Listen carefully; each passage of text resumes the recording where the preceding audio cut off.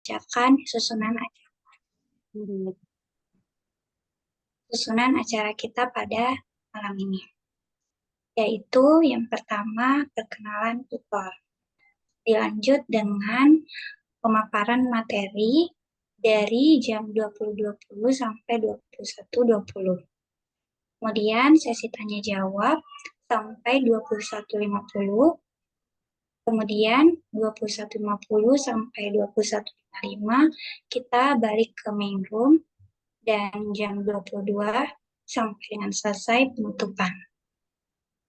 Nah, teman-teman, adapun tutor kita pada kali ini yaitu Saudari Pania dari kelas 2 D33. Apa? Oke, teman-teman, sebelum kita mengawali KSM kali ini, ada baiknya kita berdoa bareng-bareng semoga materi yang akan kita pelajari hari ini berkah. Doa sesuai dengan agama dan keyakinan masing-masing. Berdoa dimulai.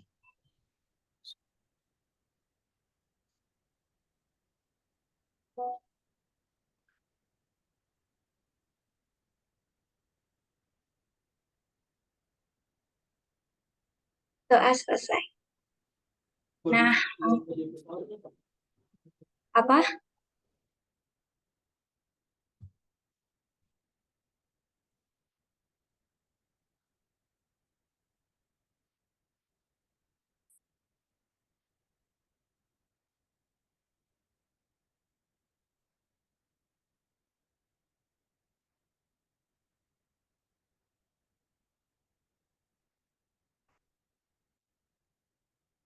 Nah, sebelum itu teman-teman jangan lupa ya, diganti display name-nya jadi kelas_nama. Nah, langsung saja aku persilakan kepada Fania untuk memperkenalkan materinya.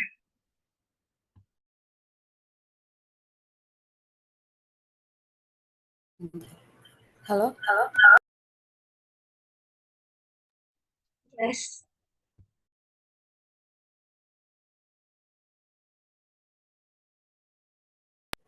Halo?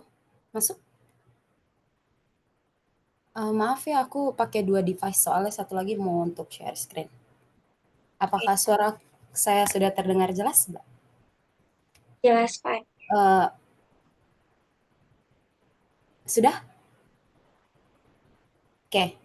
Nanti teman-teman, karena waktu kita cuma 1 jam dan aku lihat untuk soal-soal tahun lalu sama 2 tahun lalu itu agak mirip-mirip ya pembahasannya. Maksudnya kayak topik-topik yang mau kita bahas itu, secara umum itu yang keluar itu banyak yang kayak modelan Coinscapa atau apa. Nah, jadi aku langsung bahas ke soal soal UTS kita tahun lalu. Nanti kalau misalnya ada waktu, itu aku bakal bahas soal 2 tahun lalu. Nah, untuk materinya sendiri nanti aku bakal kasih juga di sela-sela bahas soal. Jadi nggak materi khusus terus soal nggak ya. Soalnya waktunya kita nggak paling cukup. Nanti di sesi tanya jawab teman-teman bisa nanya gitu. Oke. Nanti kalau misalnya ada yang kurang jelas, jangan di chat ya, maksudnya kayak langsung on mic aja terus tanya gitu. Soalnya nggak terbaca chatnya kalau di sini. Oke, aku izin share screen ya.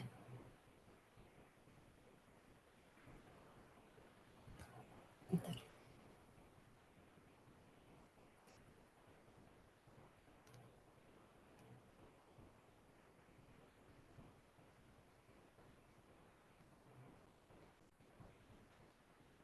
Udah kelihatan belum? Boleh langsung on mic aja. Udah, Kak. Udah kelihatan? Sudah. Halo? Udah ya? Halo? Udah kelihatan, Kak. Teman-teman udah kelihatan share screen ya? Sudah kelihatan. Halo, aku masih masuk nggak ya? Masih nggak kedengaran kah, bro?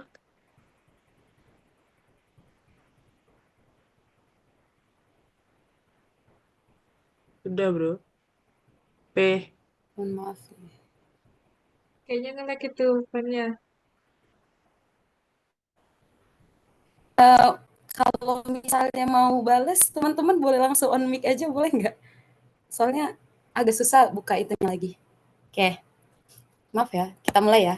Nah, untuk soal yang tahun 2000, tahun lalu itu, teman-teman mungkin udah baca ya di modul. Nah, aku mau review terus kayak ngasih kunci-kuncinya aja gitu. Nah, dari sini teman-teman, kan kita bisa ngelihat nih, pertama itu kita bisa melihat kalau soal nomor 1 itu terdapat lebih dari 2 kategori, benar. Nah, itu ada yang sangat baik, langsung kita fokuskan aja, sangat baik, baik, cukup baik, dan kurang. Nah, untuk uji, nah ini kan ditanya, lakukan pengujian untuk mengetahui apakah, pengujian apakah anggapan BPS didukung oleh informasi sampel. Nah, untuk menguji apakah suatu frekuensi harapan tersebut didukung oleh sampel. Nah, biasanya kita bisa pakai 2 uji ya teman-teman, yaitu proporsi tunggal sama yang proporsi multinomial atau kita bisa sebut goodness of fit. Nah, karena di sini lebih dari 2 kategori atau bisa dibilang lebih dari 1 kejadian sukses maksudnya, kita itu nggak bisa pakai yang namanya proporsi tunggal, teman-teman. Kita nggak bisa pakai uji hipotesis untuk yang exact test, walaupun Wald, atau yang score test, ataupun metode likelihood ratio. Karena mereka itu hanya memungkinkan untuk 1 kejadian sukses atau sekitar 2 variabel, 2 kategori. Misalnya, kalau misalnya ada 1 yang baik, 1 lagi buruk kayak gitu. Hanya ada 1 kejadian suksesnya. Nah, jadi ini kita akan pakai distribusi multinomial atau kita sebut juga goodness of fit ya teman-teman. Di mana goodness of fit itu pada dasarnya itu adalah membandingkan, kalau misalnya teman-teman belajar, kalau nggak salah StatMat atau Mestat, itu kan dia teoritis untuk membandingkan teoritis dan empirisnya. Nah, karena kita di sini nggak bahas yang namanya distribusinya, kita nggak bahas distribusi, jadi kita di sini akan bahas yang namanya peluangnya. Gimana? Kita pengen tahu nih, di setiap nilai-nilainya, di setiap selnya itu, apakah si frekuensi harapannya atau apakah si frekuensi setiap sampelnya, setiap distribusi setiap sampelnya itu didukung gitu. Nah, untuk itu kita akan pakai yang namanya goodness of fit ya teman-teman. Nah, untuk goodness of fit sendiri, jika teman-teman masih ingat, itu kita bisa pakai 2 pengujian ya teman-teman. Yang pertama itu ada percent chi-square. Yang kedua itu ada yang namanya likelihood ratio. Nah, nanti nih rumusnya mirip-mirip, tapi kalau misalnya teman-teman mau coba dua-dua boleh, atau mau coba 1 aja juga boleh. Nanti hasilnya bakal sama kok. Nah, karena kita nggak berbicara soal distribusinya, kita bicara soal peluangnya, maka kita membutuhkan yang namanya si nilai dari observasi dan nilai dari ekspektasi. Nah, sekedar kunci teman-teman, dari soal ini, sebenarnya kalau dikunci jawaban itu kan, untuk nilai yang ini kan udah langsung diketahui yang ini. Padahal dasarnya itu yang diketahui itu cuma ada 2, yang ini, yang expected value, sama yang observed frequency. Nah, untuk yang expected frequency sendiri itu tidak diketahui. Nah, sebenarnya teman-teman, kalau teman-teman masih ingat, itu expected frequency berasal dari nilai si expected value dikali dengan si observasi frekuensi. Nah, kalau misalnya di sini yang trikinya itu teman-teman harus bisa membedakan yang mana dia expected value sama yang observed frequency. Nah, biasanya observed frequency itu dia telah dilakukan uji, maksudnya kayak telah diambil sampel sekian terus hasilnya sekian. Nah gitu. Jadi udah ada dilakukan pengambilan sampel terus berapa nih hasilnya. Atau biasanya itu kalau dibilang suatu bilangan bulat atau apa gitu. Yang penting dia tuh setelah gini. Setelah menerapkan metode baru, dari 500 orang yang terpilih, nah ini, dari sampel, dia itu udah diambil sampelnya, terus ada hasil-hasilnya. Nah, itu biasanya observed, karena udah diobservasi. Ya udah, berarti sisanya kita masukkan ke expected value-nya. Nah, yang seperti aku bilang tadi, si expected frequency ini, teman-teman, itu rumusnya itu, aku singkat ya, expected frequency itu expected value dikali dengan expected value dikali dengan banyaknya data. N itu banyaknya data. Kalau di sini ada berapa orang? Ada 500. Jadi, mohon maaf. Bentar.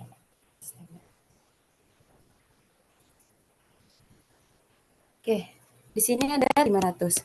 Nah, jadi kalau teman-teman cari, itu nanti ada 18%, bentar, expected value-nya, expected frekuensi yang pertama itu sangat baik, itu berarti 18% dikali 500, itu hasilnya 90.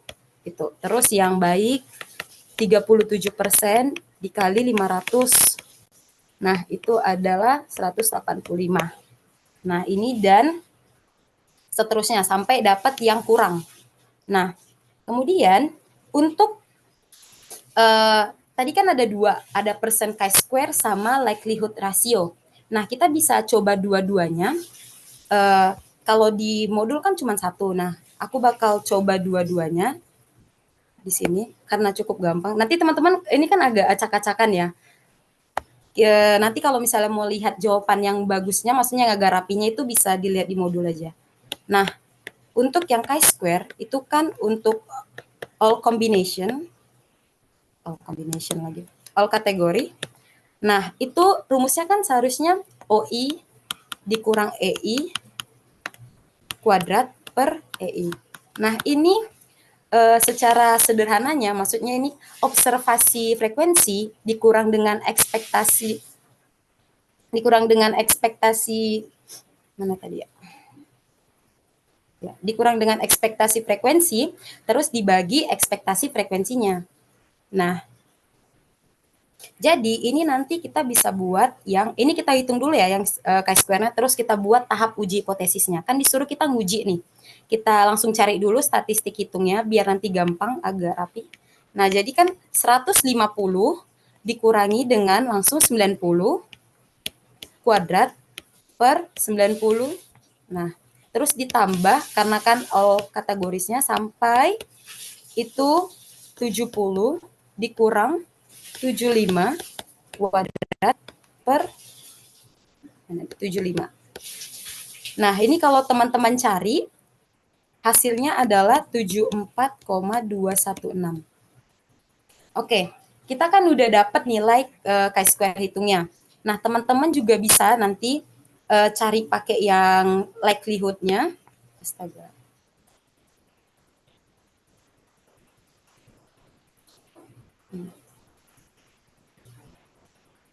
Oke, teman-teman bisa cari untuk yang likelihood-nya itu rumusnya 2 dikali yang frekuensi observasi, atau kita bisa sebut OI aja biar sama. OI terus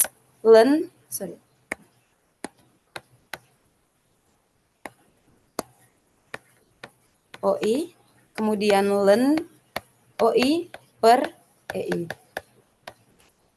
Nah, ini tinggal dimasukin aja sama kayak tadi, 2 dikali berarti sigma OI-nya ini yang observation ini dijumlahin yang 150 dikali len 150 per 90 ditambah titik sampai dengan yang ke terakhir 70 len 70 per 75. Nah, ini teman-teman boleh coba cari nanti, terus dibandingkan hasilnya sama yang chi-square, itu keputusannya bakal sama, walaupun nilai yang untuk likelihood-nya pasti berbeda. Nah, kemudian kan kita disuruh uji nih, kita udah dapat statistik hitungnya. Nah, untuk pengujian sendiri, kalau untuk kelas yang diajarkan oleh Ibu Rini tuh kan ada 7 tahap ya, 7 tahap pengujian. Tapi kalau teman-teman nggak mau ngikutin secara menyeluruh, tahap-tahapnya juga nggak apa-apa. Yang pertama kan hipotesis. Mohon maaf, ini pen saya agak ini.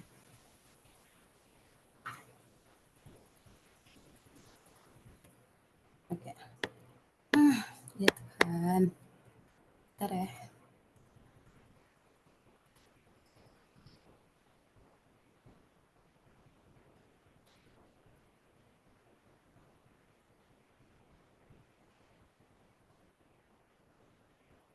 Oke, yang pertama itu hipotesis.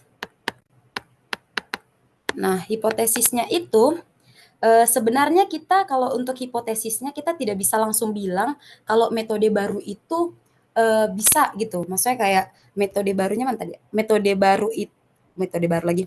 Apakah anggapan BPS didukung oleh sampel? Nah, kalau misalnya kalau soal tahun lalu itu kalau nggak salah ada metode juga ya. Jadi itu sebenarnya hipotesisnya itu kita hanya bisa membuat itu H0-nya. Ih, pulpenku. Mohon maaf ya. Astaga.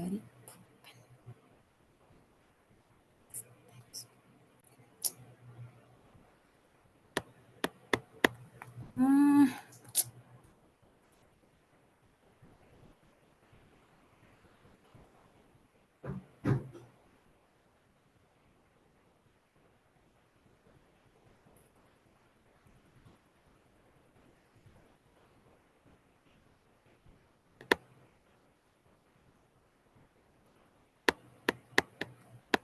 Nah, untuk H0-nya itu berarti distribusi frekuensinya, frekuensi harapan tadi didukung oleh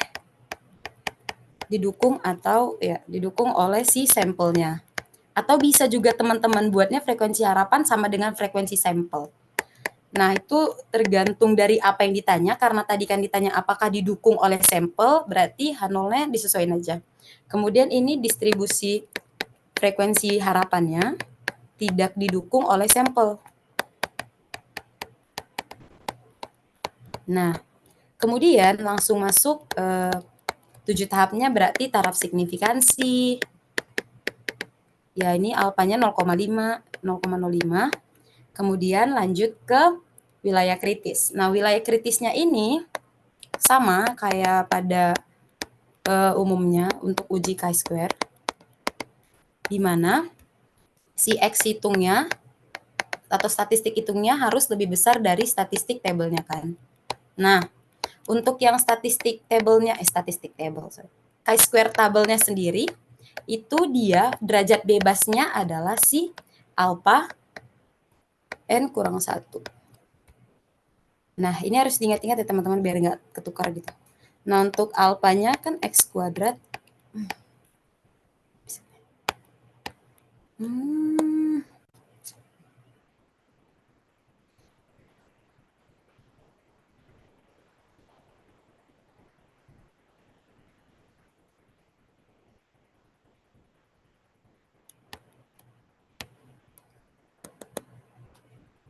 (0,05). N-nya tadi ada berapa? N-nya tadi, N itu, mana ya? Nah ini, N itu bukan banyaknya sampel ya teman-teman, tapi banyaknya yang ini kategorinya. Kan ada 4, berarti 4 kurang 1, 3. 4 kurang 1 ada 3. Ini nanti hasilnya 7,815. Oke. Tadi kan udah kita dapat statistik hitungnya itu 74,216. Sebenarnya kalau statistik hitungnya itu udah lebih dari 50-an atau 30-an, itu udah pasti lebih besar daripada si statistik tabelnya.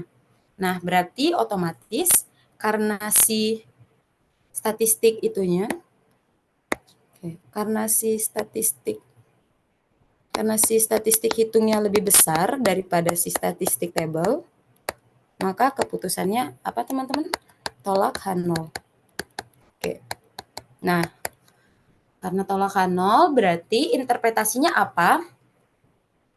Berarti interpretasinya itu dengan tingkat signifikansi boleh, tapi biasanya kalau misal kan kita fokusnya ke H1-nya nih, berarti aku biasanya pakai dengan tingkat signifikansi sih, bukan tingkat kepercayaan. Dengan tingkat signifikansi 0,05 atau 5%, dan pada jumlah sampel yang digunakan sudah cukup bukti, kan tolakan 0 sudah cukup bukti untuk menyatakan bahwa metode baru itu dapat meningkatkan pemahaman si calon petugas tentang konsep atau definisi mekanisme pelaksanaan lapangan survei. Atau sebelum itu teman-teman bisa buat dengan apa? Dengan sampel, pada sampel yang digunakan distribusi frekuensi harapan tidak didukung oleh sampel. Oke. Kemudian ini untuk yang nomor 1. Kita pakai yang goodness of fit chi-square. Nanti teman-teman bisa ngelihat yang catatan rapinya di modul juga udah dibahas. Kalau sampai sini ada yang ingin ditanyakan sebelum lanjut ke soal nomor 2? Boleh langsung on mic aja ya. Nggak ada? Masih paham?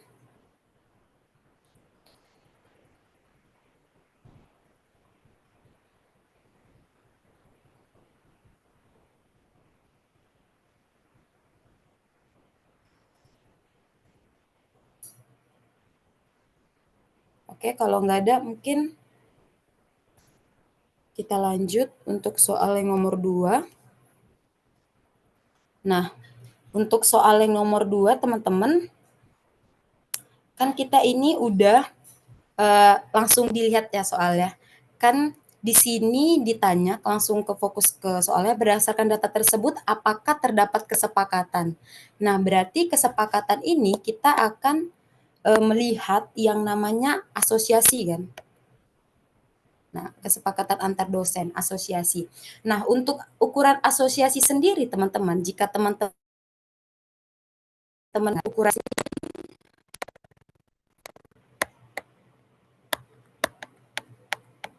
untuk data ordinal ya, untuk ordinal itu sebenarnya ada 2. Yang pertama itu gamma, yang kedua adalah Cohen's kappa. Nah, terus Van gimana? Ini ngebedainnya gimana sih? Kapan kita pakai gamma, kapan kita pakai Cohen's kappa? Nah, teman-teman harus tahu kalau gamma itu untuk kedua level kategori, kalau misalnya ini kan kita udah bahas level ya, variabelnya kan tetap 2. Nah, yaitu kalau di sini penilaian dosen dan penilaian pasien. Atau kalau misalnya yang gampangnya itu, kalau ya untuk soal yang untuk D3 itu kalau nggak salah pendapatan dengan kepuasan kerja. Nah, itu variabel namanya. Nah, untuk levelnya sendiri atau kategorinya, kan kalau misalnya itu sangat puas atau itu ya sangat puas, terus pendapatannya tinggi, rendah, segala macam. Nah, kalau untuk gamma sendiri, itu level atau kategorinya itu boleh berbeda. Artinya apa? Tidak sama. Jadi, yang satu dia bisa, kalau di sini kan A min, terus B plus gitu. Nah, kalau di gamma, ini bisa nanti tinggi, terus ini rendah, tinggi, terus ini sedang, terus ini rendah. Nah, ini bisa kayak 1 juta, 2 juta, segala macam. Nah, artinya apa? Kategorinya kan berbeda nih. Level kategorinya berbeda. Nah, kalau berbeda, kita bisa pakai yang namanya gamma. Tapi kalau sama teman-teman, jadi ingat, yang sama itu, kalau yang sama itu bukan banyaknya itunya ya, bukan banyaknya kategorinya, bukan banyaknya ininya, ini harus 5, ini juga harus 5, enggak. Yang sama itu artinya kalau level dan kategorinya sama, ordinalnya juga harus sama. Kalau misalnya ordinalnya sama, berarti dia itu bukan lagi bukan lagi menentukan adanya ukuran asosiasi atau tidak, tetapi udah adanya kesepakatan atau tidak. Karena kan yang beda itu variabel tapi mengukur ordinal yang sama. Jadi yang berbedanya itu bukan yang berbeda itu bukan lagi ininya tingkat ordinalnya, tapi hanya dari variabelnya. Tapi tingkat pengukurannya itu sama. Nah, jadi secara sederhana gitu, gamma itu boleh beda level kategorinya. Tapi kalau Cohen's kappa harus sama, bukan banyaknya tapi ordinalnya harus sama. Kayak gini, A min B plus B, di sini juga harus A min B plus B C plus. Nah, itu untuk membedakan kapan kita pakai gamma, kapan kita pakai Cohen's kappa. Nah, untuk gamma sendiri teman-teman, untuk Cohen's kappa sendiri, rumusnya itu adalah ini, sigma PII. Kalau teman-teman tahu, PI itu peluang pada kolom ke I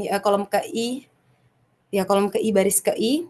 Nah, kalau misalnya PII, kalau teman-teman tahu kan kita pernah belajar matriks, berarti kalau sama itu biasanya diagonal.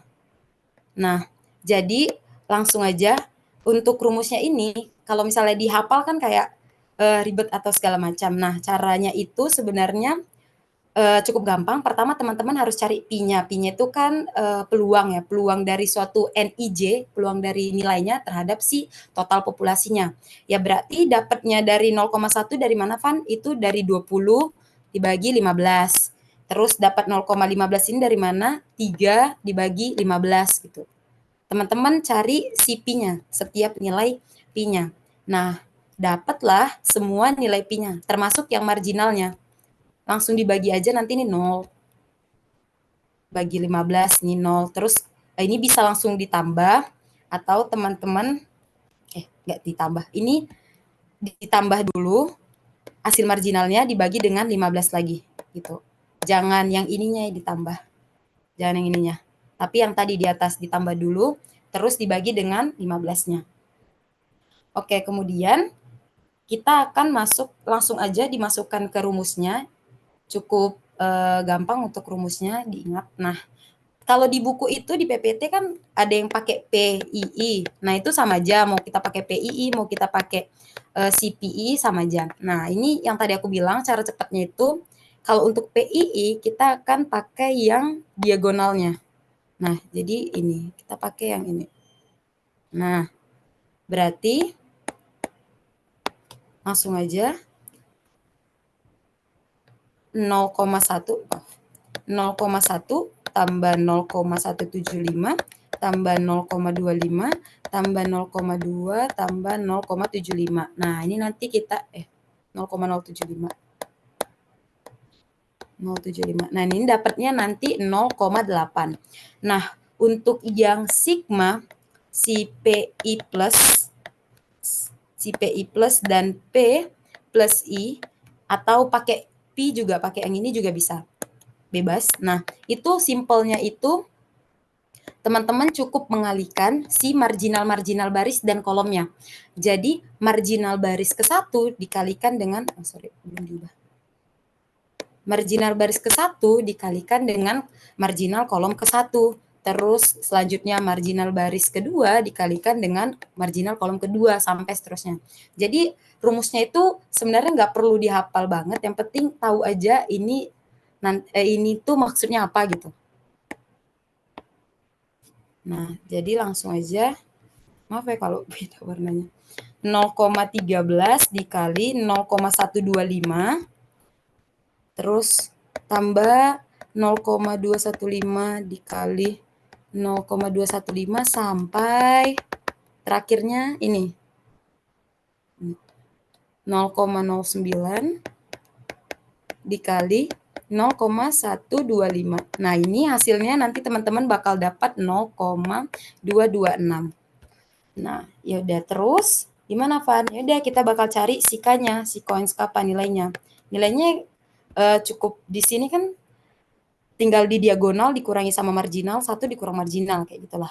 Jadi 0,8 simpelnya dikurang yang ini 0,226 per 1 dikurang 0,226. Nah, itu nanti teman-teman dapatnya 0,7416. Nah, untuk interpretasinya sendiri, kalau misalnya dia, si nilai coins kapanya itu, teman-teman, lebih dari, misal ini, kalau nilai coins kapanya lebih dari 0, berarti ada namanya kesepakatan atau in agreement. Dan dia pasti berasosiasi. Dengan kata lain, dia dependent. Nah, untuk interpretasinya sendiri, ini nanti untuk nilainya yang 0,7 ini masuk kemana sih? Nah, kalau teman-teman lihat di buku Argesti ya kalau nggak salah, itu ada level-levelnya. Ada yang di bawah 0,2, ada yang 0,21 sampai 0,4 itu termasuk fair, terus 0,4 sampai 0,6 termasuk moderate. Nah, kalau 0,7 itu masuk ke good. Jadi dia ada jadi untuk klasifikasi yang diberikan mana tadi? Nah, untuk kesepakatan atau untuk nilai yang diberikan antara dosen dan asisten praktikumnya, ini interpretasinya ya, terdapat in agreement atau berasosiasi secara baik atau good association antara si dosen dengan asisten praktikumnya. Nah, seperti itu. Masih cukup mudah lah ya untuk sampai yang ini. Untuk soal nomor 2, apakah teman-teman ada yang ingin tanyakan? Pan mau nanya Pan. Sebelum Kalau kita itu masuk ke soal nomor 3 yang cukup Pan mau rumit. nanya Pan. Pan. Cukup sih.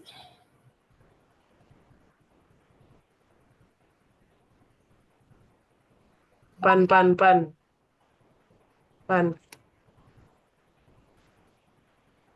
Tidak ada yang ingin tanyakan? Pan. Oke. Sepertinya nggak dengar ya. Jika tadi ada, kita lanjut ya.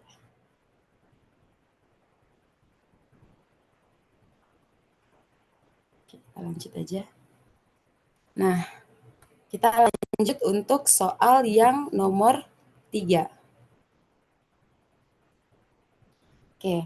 Soal yang nomor 3 itu, kalau teman-teman lihat, bentuknya itu tabel kontingensi kan.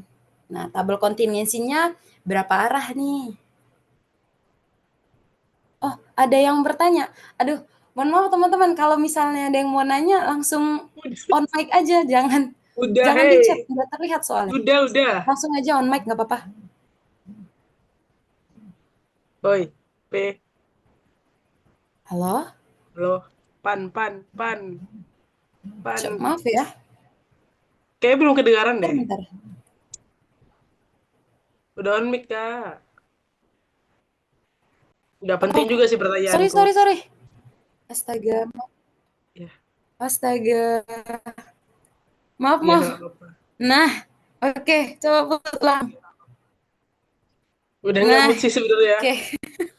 Udah nggak mood. Weh, jangan sih.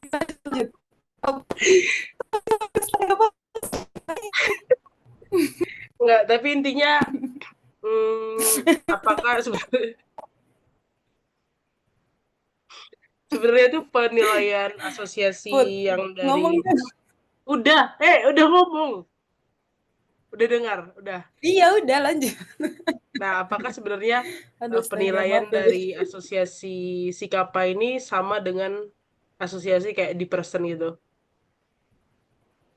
Jawab nggak? Maksudnya asosiasi di KAPA sama dengan Sama dengan asosiasi di nilainya person kan memang dari 0 ke 1 gitu kan. Sama nggak kira-kira rentangnya? Kalau untuk KAPA sendiri, iya, biasanya karena kita bandingkan soal asosiasi atau keratan hubungan tergantung kalau misalnya asosiasi kan juga ada, nanti kita bakal bahas setelah ini kan pakai common kan. Ada yang common lagi, ada yang conditional ratio, ada conditional association, ada independent association. Ada yang dia lebih dari satu, ada yang kurang dari ada yang juga kurang dari satu atau bahkan ada yang negatif. Nah, itu tergantung sama si metode atau uji yang dipakai. Nah, kalau yang untuk KAPA sendiri ya, untuk KAPA sendiri dari yang buku aku baca itu memang dari 0 sampai 1 sih, belum ada nilainya yang negatif. Kecuali kita tadi pakai yang namanya untuk asosiasi beda proporsi. Nah, itu ada yang nilainya negatif, untuk hubungannya negatif gitu sih. Nah, kalau untuk apa ya ini? Gamma sendiri itu kalau untuk gamma kan kappa itu ada sama gamma kan. Nah, kalau untuk gamma sendiri dia ada yang negatif. Kalau dia karena kan uji statistiknya itu si apa namanya itu pi-nya peluangnya si concordance dikurang si discordant. Nah, jadi ada kemungkinan si concordance ini pasti lebih kecil dari discordant. Nah, jadi dia lebih kecil ada. Nah, kalau Cohen's kappa ini dia itu peluang karena kita mencari peluang kan. Nah, jadi dia kan tetap di per gitu. Nah, jadi kemungkinan dia cuma dari 0 sampai 1 gitu. Bisa nggak sih dipahami, Put? Ya, paham, Bro, paham. Terima kasih, Pan. Oke, Terima kasih sama-sama. sudah dinotis. Maaf ya. Maaf teman-teman, sumpah aku lupa ngidup. Malu banget lagi di record. Oke, lanjut ya. Ini bisa lanjut nggak? Di on mic aja dong. Udah aku besarin soal volumenya. Thank you. Bisa. Oke, kita lanjut ya. Nah, astaga, Pan. Nah, jadi kita teman-teman lihat di sini deh. Ini tabel kontingensi. Nah, aku mau nanya nih, siapa yang tahu ini dimensinya berapa? Terus apa ya? Bentar. Apa sih tadi?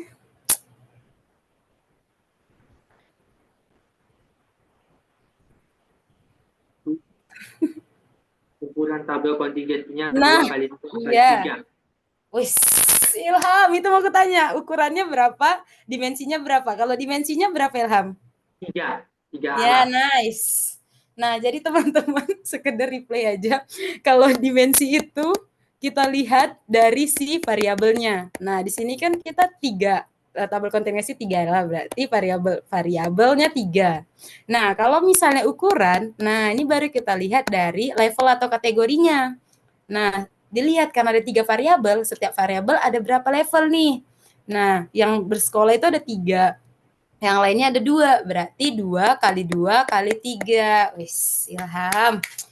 Makasih, Ilham. Lanjut ya. Astaga, Pan. Oke, kita lanjut.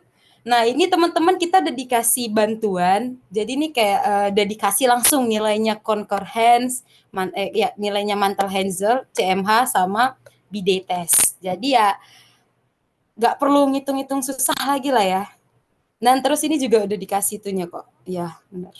Nah, jadi yang pertama pertanyaannya, bagaimana asosiasi marginal antara status dan pemberian MPA ASI instan? Kalau asosiasi marginal sendiri teman-teman, dia itu berarti tanpa memperhatikan variabel ketiganya. Artinya apa? Variabel ketiganya berarti yang ini, dia tuh nggak memperhatikan si tingkat pendidikannya. Jadi semuanya digabungin. Yang status bekerja pada tidak bersekolah ditambah dengan si yang di SMP ditambah dengan yang si PT. Jadi digabungin gitu semua, yang bekerja sama bekerja, yang tidak bekerja sama tidak bekerja.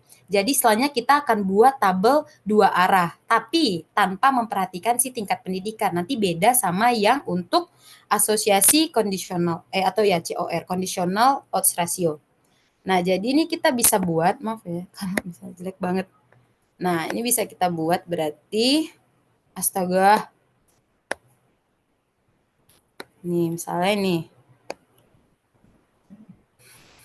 Ini status. Fan, aduh.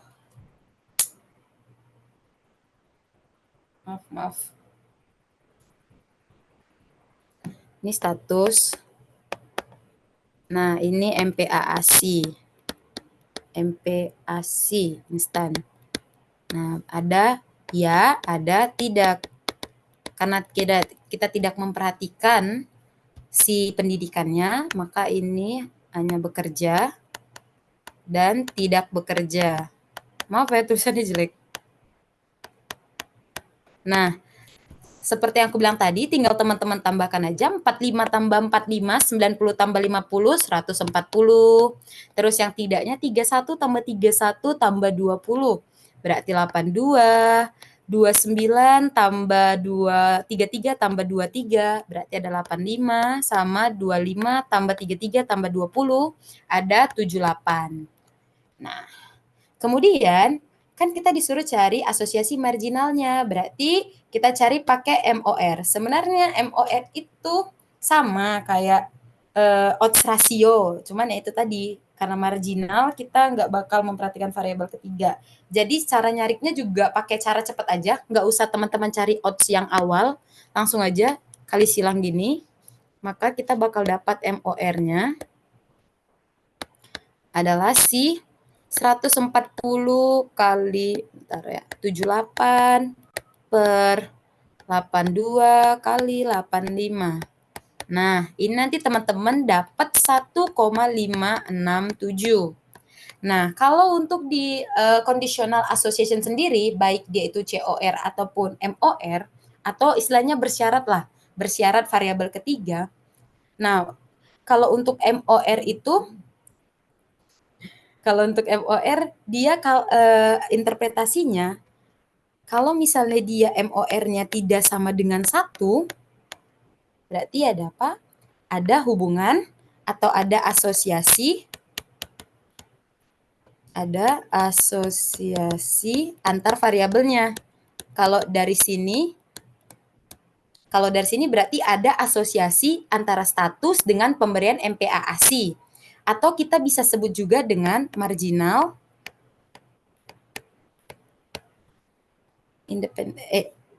marginal dependency. Aduh, jeleknya. Marginal dependency. Nah, kalau mau diinterpretasikan, berarti teman-teman ingat, kalau misalnya dia ada bersyarat variabel ketiga, mau itu diperhatikan, maupun itu diabaikan atau kita perhatikan, itu teman-teman harus buat interpretasinya kayak tanpa memperhatikan tingkat pendidikan, nah gitu. Ada asosiasi antara si status dengan pemberian MPA ASI instan atau terdapat marginal dependence gitu. Kalau misalnya untuk interpretasi lengkapnya. Nah, gimana Van kalau misalnya kita mau bahas conditional odds ratio-nya atau bersyarat berdasarkan si variabel ketiganya ini. Menurut tingkat pendidikan, berarti dia bersyarat terhadap variabel ketiga. Variabel ketiganya apa? Itu tingkat pendidikan. Berarti teman-teman, tingkat pendidikannya di sini kan ada 3. Berarti kita akan punya 3 COR.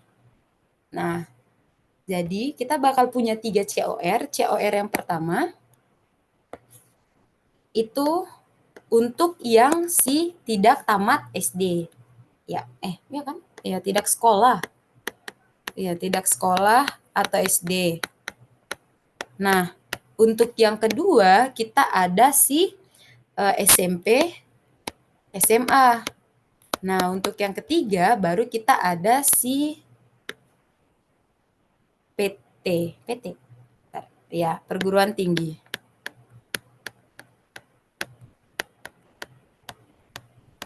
Nah, yang ini teman-teman, nanti teman-teman ambilnya karena kita berdasarkan variabel ketiganya pendidikan, berarti nanti ini kotak 1, kurang tebal sih, bentar. Nah, ini Nah, ini kotak 1 untuk yang tidak apa, terus ini kotak 2 dan ini kotak yang ketiga. Kayak dipecah aja untuk conditional odds ratio-nya, COR-nya. Nah, teman-teman, kalau misalnya ini kan kalau cari COR-nya berdasarkan variabel ketiga kan kita harus pecah sebanyak 3. Nah, ini nyinggung sedikit kalau misalnya dia narik nanti kita ada uji simultan bersyarat. Nah, itu kita bisa nguji tanpa memecah-mecah tabelnya menjadi tabel kontingensi 2x2 gitu. Oke. Makanya datang KSM Anarek. Oke, lanjut. Oke, ini untuk si yang pertama dulu ya. Kita bakal yang tidak SD itu, nah, berarti ada kerja. Astaga. Rusak aja. Sempat lah. Oke. Ini kerja. Ini tidak. MPA ASI ya, tidak. Oke. Nah, ini bentar teman-teman. Biar gampang.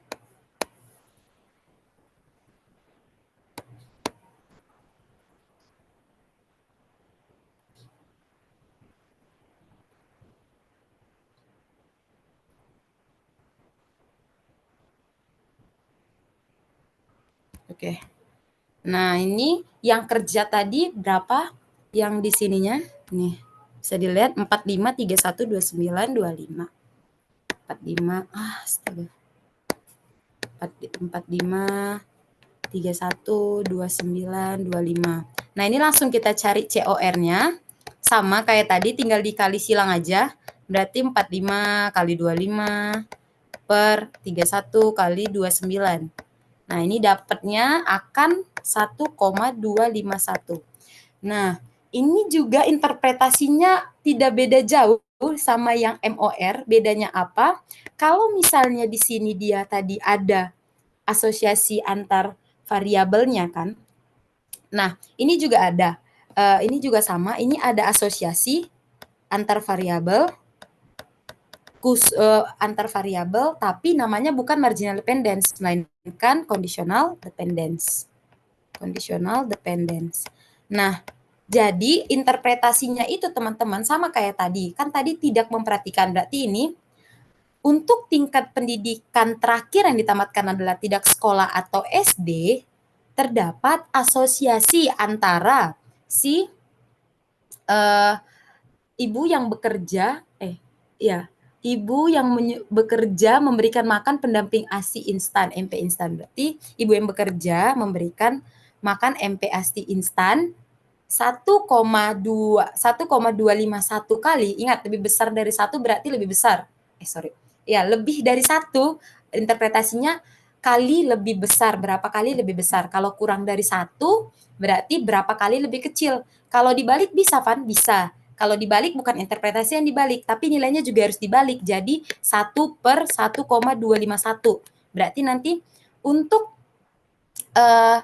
kecenderungan seorang perempuan menyusui yang berpendidikan terakhir tidak sekolah atau SD, yang karena kita udah balik berarti yang tidak bekerja memberikan makanan pendamping ASI instan adalah 1/1,251 kali titik-titik dibandingkan seorang perempuan yang menyusui bekerja gitu. Kalau dibalik tinggal 1 per, bukan dikurang ya, bukan 1 dikurang tapi 1 per gitu.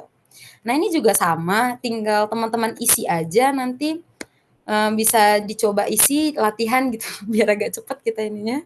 Ini teman-teman isi sesuai dengan ini aja, kotak-kotaknya 5031, 3333.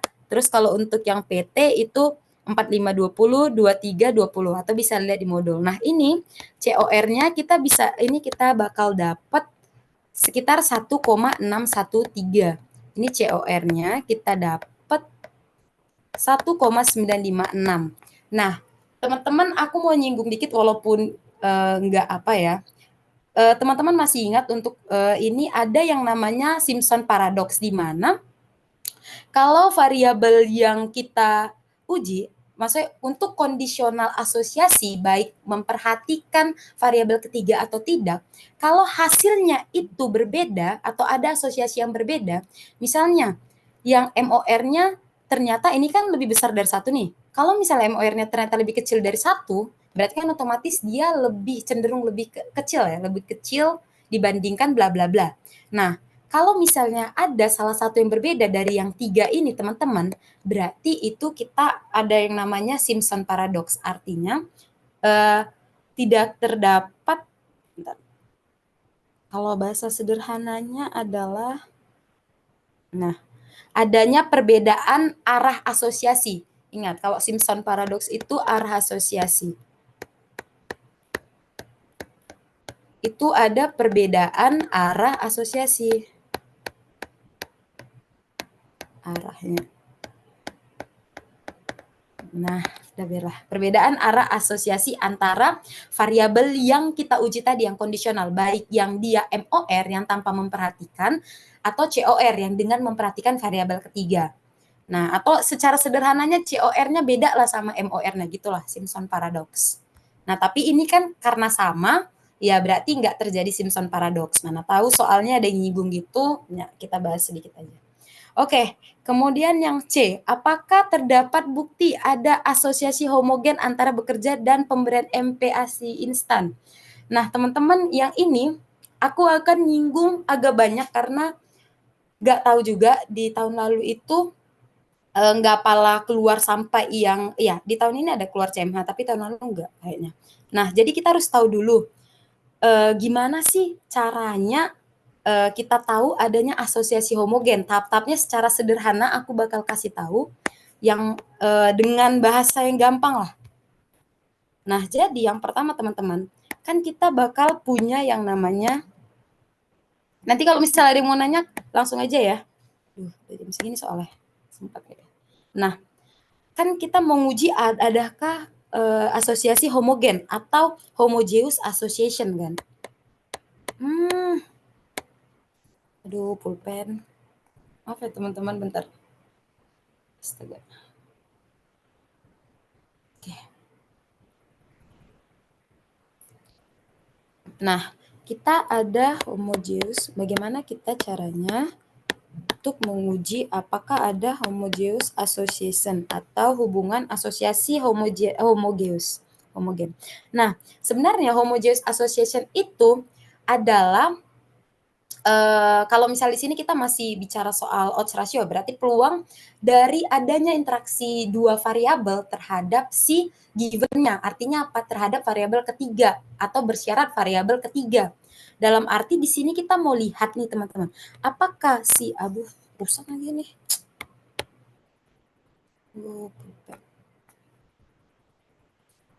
Maaf ya teman-teman, bentar.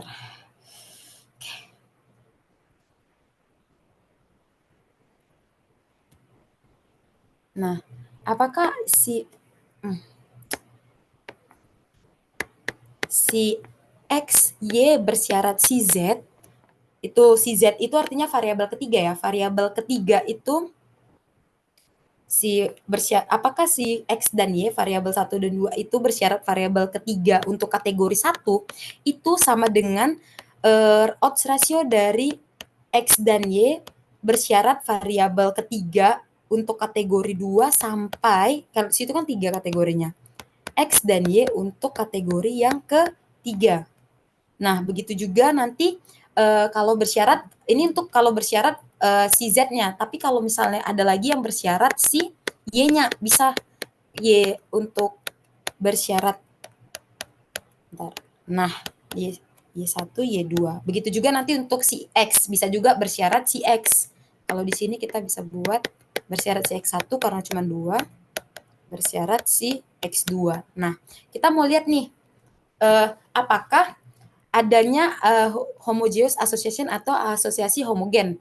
Nah, jadi kita akan fokus ke yang pertama ini teman-teman.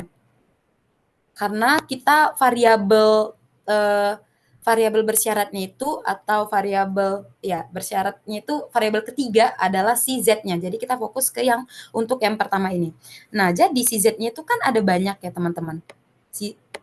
Kenapa ini pulpen?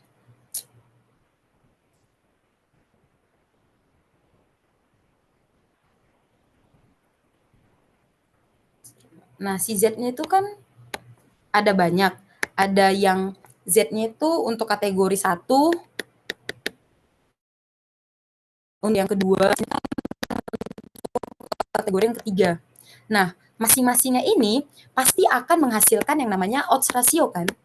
Nah, ini ada odds ratio yang di atasin tadi. Odds ratio saat si X dan Y given-nya X, Z1, terus untuk si odds ratio untuk Z2, ini akan menghasilkan juga odds ratio untuk si Z3. Nah, kemudian teman-teman, kita mau lihat nih, apakah dari 3 ini akan memiliki hubungan yang homogen atau homogeneous association. Itu syaratnya kita akan uji dengan namanya BD test. Kita akan uji namanya BD test atau Breslow D-test. Nah, Breslow D-test. Jika Breslow D-test, jika dia homogen teman-teman, kalau dia homogen, kenapa lah?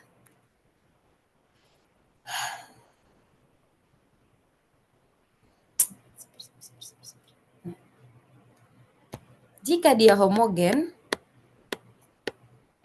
maka yang tadi aku bilang, semuanya itu, semua yang partial association-nya ini, yang ini, sama yang kayak di atas. Maka semua association partialnya itu sama. Atau kita...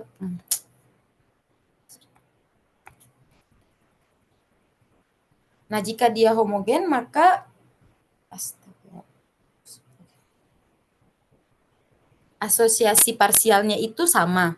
Nah, untuk Breslow sendiri itu, kapan dia dikatakan memiliki homogeneous association fund itu saat dia, Nah, saat dia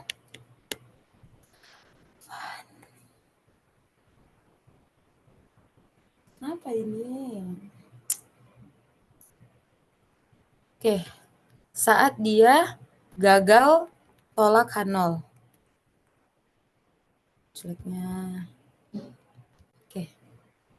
Saat dia gagal tolak H0, maka hasilnya adalah dia memiliki kalau dia tolak H0 berarti dia otomatis punya yang namanya homogeneous association. Bentar. Nah, gagal tolak H0 maka astaga.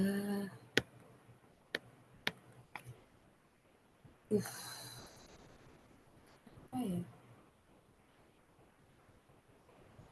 Maaf ya teman-teman, agak bermasalah stylus pen-nya.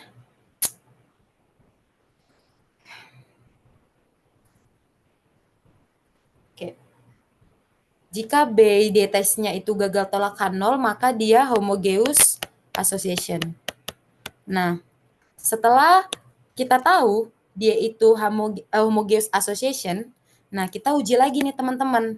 Karena nanti di soal ini juga kayak gitu. Nah, setelah kita tahu dia homogeneous association, kita pengen tahu nih, apakah homogeneous association sendiri berarti otomatis dia kan kalau misalnya homogeneous association ada yang namanya asosiasi kondisional.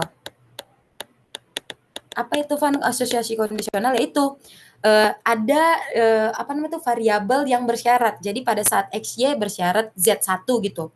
Adanya asosiasi kondisional. Tapi teman-teman, adanya asosiasi kondisional tidak pasti memiliki memiliki kondisional yang independen. Arti independen apa? Setiap nilai odds ratio yang dihasilkan itu 1. Nah, oleh karena itu kita butuh uji yang berikutnya untuk mengetahui nih apakah si homogeneous association tadi, apakah si partial association tadi kan ada asosiasi kondisional itu berasosiasi memiliki kondisional independensi, atau dalam arti lain si yang semua yang parsial tadi, yang ini yang odds rasionya itu, nah kita akan uji dengan si jadi apa ya, kalau misalnya dia gagal tolak H0 ya teman-teman, tapi kalau dia tolak H0 gak usah diuji lagi ke CMH, kita akan menguji dengan CMH atau Cohen Metal Hansel. Nah, kemudian ini nanti kita akan melihat apakah si ini yang bersyarat tadi Z titik semuanya itu sama dengan 1. Nah, berarti H0-nya itu adalah si yang ini. Kita akan menguji nih apakah dia 1 atau tidak. Nah, kalau misalnya dia 1 teman-teman, berarti kesimpulan yang kita ambil kalau misalnya dia 1 ada yang namanya conditional independence. Nah, kalau dia 1 berarti ada namanya, nah kalau hasilnya itu gagal tolak lagi. Kenapa stylus pen-nya?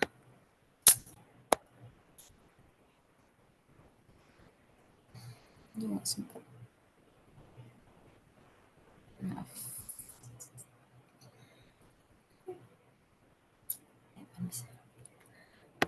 Nah, jika dia gagal tolak lagi, maka ada yang namanya conditional independence.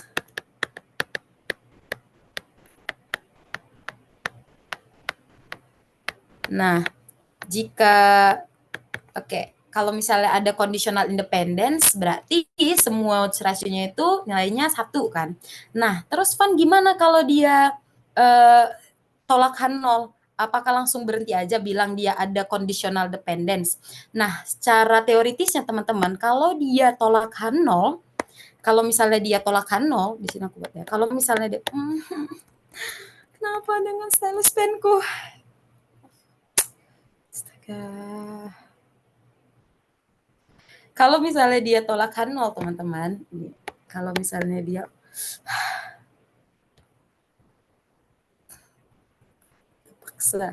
nah, kalau misalnya dia tolak H0, baru kita akan melakukan yang namanya common odd ratio. Nah, kalau misalnya di kemarin itu kalau nggak salah praktikum ada sih bahas soal common odd ratio. Nah, itu fungsi common odd ratio itu sebenarnya kan dia tadi nilainya itu nggak sama dengan 1 semua kan ya. Berarti pada saat, asosiasi parsialnya si X, Y bersyarat Z sama dengan 1 itu, dia punya nilai sendiri. Terus, parsialnya X, Y, Z sama dengan 2, dia punya, nilai sendiri juga, nggak sama dengan 1 kan. Nah, berarti untuk meringkas seluruh nilai yang berbeda-beda tadi, kita pakai yang namanya common odds ratio. Nah, rumusnya apa? Rumusnya nanti teman-teman bisa lihat di itu, tapi kayaknya di PPT nggak ada sih. Ini nggak ya di PPT?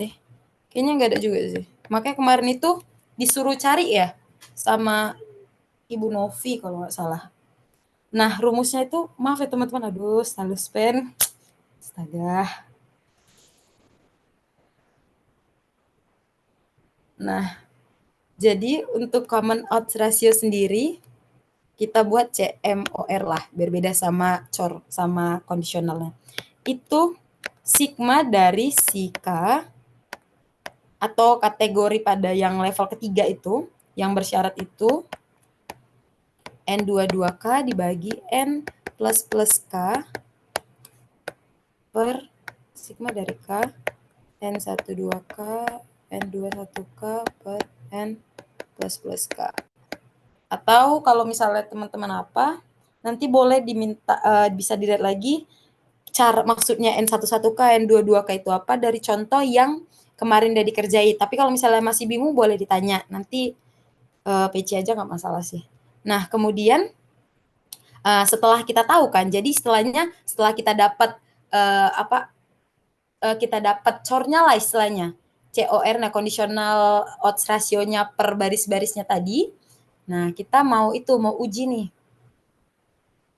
Kita mau uji apakah dia homogeus enggak dengan cara kita pakai Breslow d-test atau b-d-test. Kalau dia gagal, kita lanjut ke CMH untuk ngelihat apakah dia conditional independence apa enggak. Tapi kalau misalnya di awal di b-d-test dia udah tolakan 0, gak usah lanjut ke CMH ya teman-teman.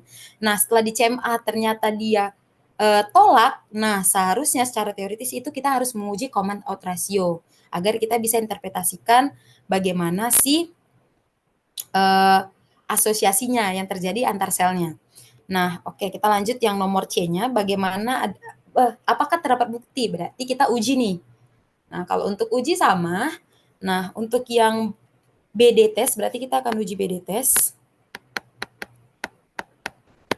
Nah, kalau uji BD test sendiri, H0-nya itu berarti terdapat asosiasi homogen. Terdapat asosiasi homogen. Nah, kalau yang H1-nya berarti ya bukannya tidak terdapat asosiasi homogen.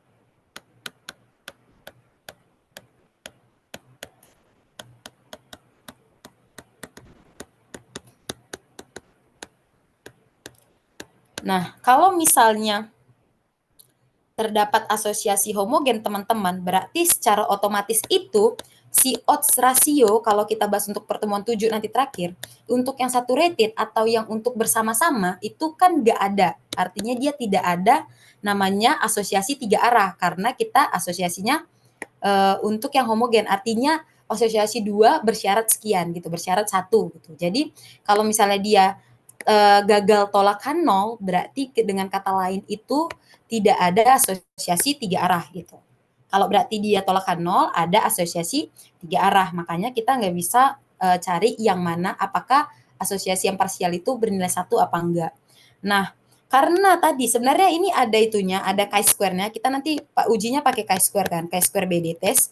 Karena ini nilainya udah ada teman-teman, jadi kita tinggal lihat aja di sini. Kalau Breslow d-test itu kan dia ini chi-square-nya itu 0,697.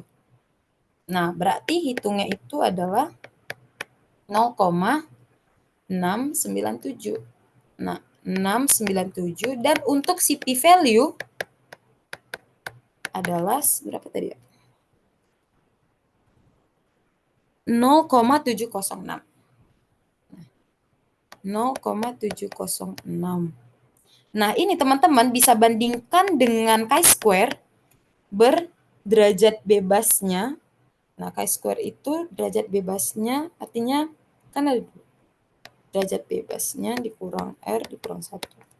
Nah, di sini kita hanya bandingkan dengan p-value aja, karena p-value ini kan langsung kelihatan. Dia itu lebih besar dari 0,05 dari alfanya tadi. Berarti otomatis dia adalah, teman-teman, gagal tolak 0. Nah, karena dia gagal tolak, berarti kita bisa uji lagi nih. Apakah ini tadi, apakah dia conditional independent apa enggak. Makanya tadi yang saya bilang, kalau misalnya dia ada asosiasi yang kondisional atau homogen association, belum tentu dia langsung conditional independence. Harus diuji lagi yang pakai namanya CMH. Nah, baru kita uji pakai CMH test. Rusak lagi nih. Nah, dari sini langsung aja sih teman-teman. Maaf ya. Ini langsung aku kasih tunjuk. Nah, CMH testnya ini dilihat kalau misalnya si p-value-nya itu 0,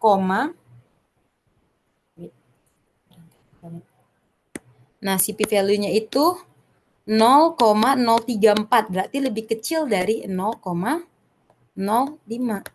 Nah, berarti apa? Nah, dia berarti apa sih ini? Ya. Wait. Nah, berarti dia adalah tolak H0. Nah, karena dia tolak H0 berarti sudah cukup bukti untuk menyatakan bahwa tidak ada kondisional independen. Nah, untuk yang di modul itu agak keliru ya teman-teman. Di sini dibuatnya ada conditional independent. Padahal tidak ada conditional independent. Tetapi karena dia BD testnya udah gagal tolak, berarti otomatis dia pasti ada conditional association. Tapi tidak conditional independent. Tolakan 0. Dia tidak ada conditional independent, tapi ada si conditional association. Conditional association-nya ada. Karena dari awal BD testnya udah gagal tolak. Nah, itu sih. Kalau memang di sini terlalu berantakan, teman-teman bisa lihat di modul, tapi di modul itu agak keliru yang untuk interpretasinya. Oke. 5 menit lagi nih. Mau masuk ke 4 atau gimana nih? Soal 2 menit. Boleh lanjutin sampai 21.50 aja, Van. Nanti diselingi dengan Q&A. Oke, bentar ya. Ayo peregangan dulu teman-teman. 2 menit. Sebelum masuk ke yang keempat. Soalnya yang keempat ini belibet. Lumayan sih. Lumayan belibet. Ada yang mau ditanya dulu nggak untuk yang ini, nomor 3? Kondisional, ya. Tabel kontingensi.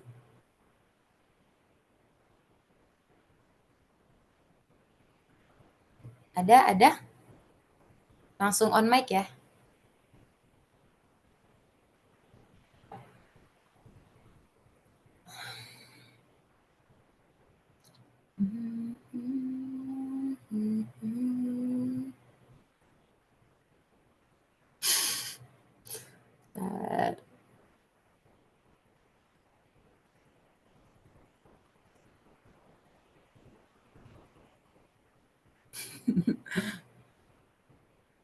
Oke, ntar ya teman-teman, kita itu dulu. Semenit lagi. Apa Ilham? Ada yang mau nanya? Ilham itu? Astagfirullah. Itu siapa sih? Ilham. Anggra itu Anggra. Apa Anggra? Tadi kan ada yang keliru kan di modul. Mungkin nanti tolong Ya. sampaikan ya ke apa? Akademik atau apa biar bisa kita ini cek lagi. Oh iya, oke. Oke, makasih. Oke. 31 dong.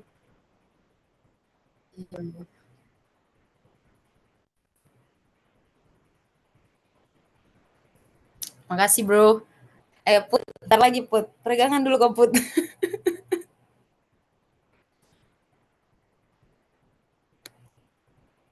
Oke. Ini agak banyak sih sebenarnya. Boleh lah. Oke. Udah? Oke. Kita mulai teman-teman. Udah nampak nggak ya? Oh, udah. Oke. Nah, ini kita akan membahas yang namanya model log linear. Nah, untuk di model log linear ini, kalau misalnya dikasih udah ada output dari SPSS kayak gini sebenarnya sangat gampang, tinggal ketelitian aja sih. Karena kita nggak perlu cari lagi kan, maksudnya kayak nggak perlu ngelok-ngelokkan lagi, terus kayak cari manual lagi, nggak perlu. Nah, ini jadi kita tinggal perlu ketelitian aja untuk menyusun si yang namanya modelnya. Oke, Tuhan semoga nggak rusak. Oke, yang pertama teman-teman, aku mau ngasih saran kalau misalnya ada bentuk SPSS kayak gini, yang teman-teman pertama lihat itu harus yang namanya desainnya. Nah, dari sini kita bisa tahu nih, ini bentuknya apa sih? Nah, kalau yang ini kan bentuknya hanya ada 2 asosiasi parsial, berarti kita nggak bisa buat ini homogeus. Karena kan homogeus kan harus ada 3. Homogeus itu bentuknya tuh kayak gini, XY, XZ, sama YZ gitu. Nah, kalau ini kan cuma ada 2. Nah, berarti kita bisa masukin ke kondisional. Aduh, rusak lagi. Maaf ya.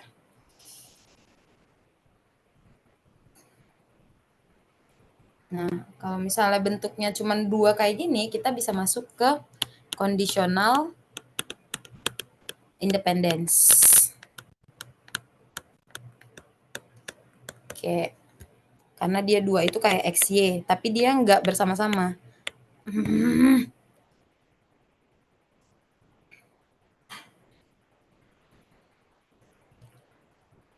Oke, ini XY, bentar, sorry.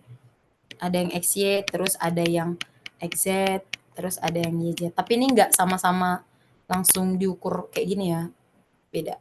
Oke. Jadi bisa ambil salah satu atau ambil salah 2 kayak gini, itu masuk ke conditional independencies.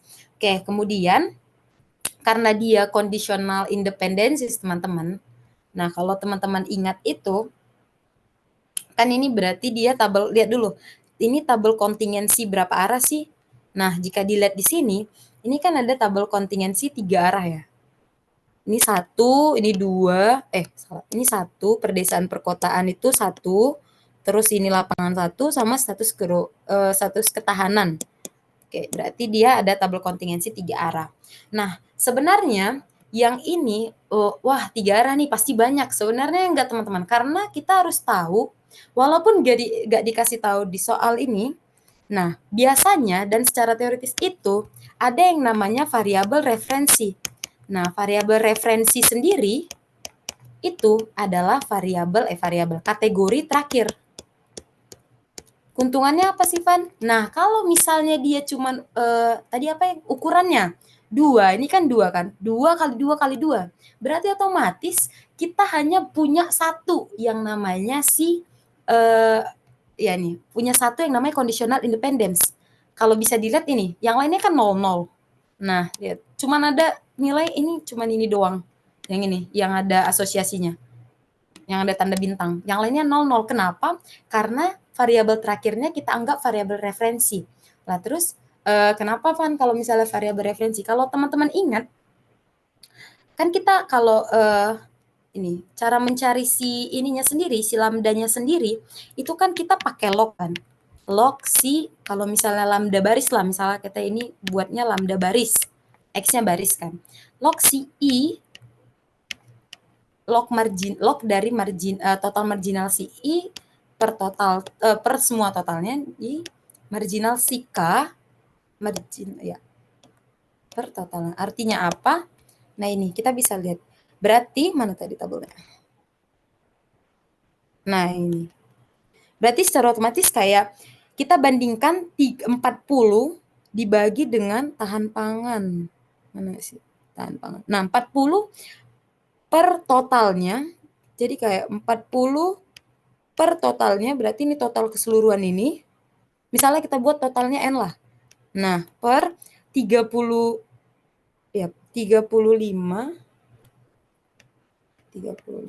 per si totalnya, si N. Nah, itu untuk si pertanian. Nah, kalau untuk yang non pertanian, otomatis kita, kan tadi yang itu, ini ya, kalau non pertanian, itu untuk si tahan pangan. 40 per totalnya ini, sama yang 35 per totalnya ini. Artinya apa? Yang satu itu variabel referensi kita jadikan acuan. Jadi acuan itu bukan total keseluruhan, tapi misalnya dari tahan pangan dan tidak tahan pangan. referensinya adalah tidak tahan pangan. Nah, secara otomatis kalau kita mau cari ini kan yang untuk pertama nih, I yang pertama. Untuk I yang satu. Nah, kalau untuk I yang kedua, untuk yang tidak tahan pangan, berarti otomatis, bentar, sorry. Nah, berarti otomatis kita bakal menemukan si log dari 35 per N dibagi 35 per N. Nah, ini kan 1.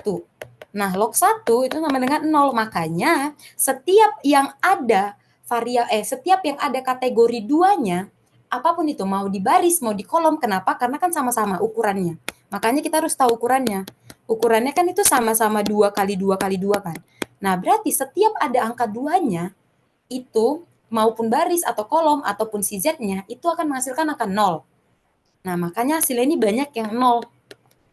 Makanya cuma 2 itu yang ada nilainya. Nah, itu keuntungan kalau misalnya kategori yang dihasilkan sedikit, kategori yang ya diuji itu dikit. Ya, langsung aja bagaimana kita buat si tulisan model log linearnya. Nah, secara umum itu kan model log linear itu gini ya. Log, nah ini yang umumnya. Karena kita sesuaikan sama ini ya. Yang ini.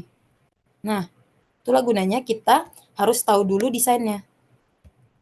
Nah, berarti konstanta si lambdanya ditambah untuk si kategori 1 pada Z, terus untuk karena kita punya 2 aja, ya udah ini biar enak pakai yang si X dulu deh. Nah, kategori 1 pada X, kategori 2 pada X, nah terus ditambah lagi kategori 1 pada Y, karena kan kita punya setiap level kategori untuk variabelnya 2 doang.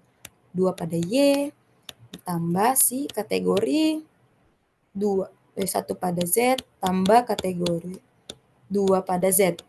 Nah, setelah itu kita lihat di sini, kan udah ini yang independensinya udah, Z, X, Y udah. Sekarang yang interaksi, yang X, biar aku bedain warnanya. Nah, yang X, Y sama yang Y, Z. Oke, yang interaksi sekarang ini.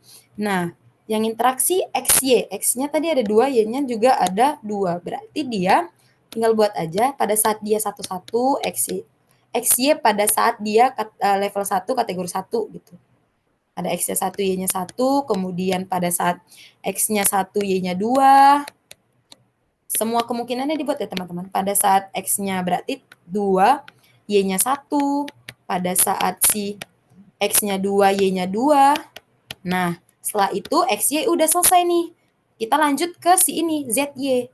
Biar aku bedain lagi. Nah, Z, Y berarti karena sama, dilihat kategorinya, banyaknya kategorinya. Karena sama juga, ya berarti pada saat si Z, Y-nya itu sama-sama 1, terus pada saat si Z-nya 1, Y-nya 2, terus pada saat si Z-nya 2, Y-nya 1, pada saat si Z-nya 2, Y-nya 2. Aduh, kok X lagi. Nah, kemudian setelah itu tinggal kita masukin aja ininya. Nilai-nilai yang ada di ini, expected estimate dari parameter estimate yang ini. Nilai-nilainya nih, sesuaikan sama yang ininya. Sama yang nilai yang di sini. Nah, jadi teman-teman nggak perlu ngitung lagi secara manual, tapi aku mau ngasih sedikit dulu. Kalau memang nanti nggak dibuat atau nggak ditampilkan output SPSS atau kayak di contoh soal di PPT, itu kan cuman ditampilkan itu kayak beneran raw datanya gitu, kayak tabel kontingensi 3 arah. Nah, itu untuk pengujian lagi, untuk pembentukan model log linearnya itu harus melalui berapa tahap, dan sebaiknya untuk desainnya kita harus buat 2, yang independen sama yang saturated atau yang bersama-sama. Nah, kalau ini kan dia conditional independence nih.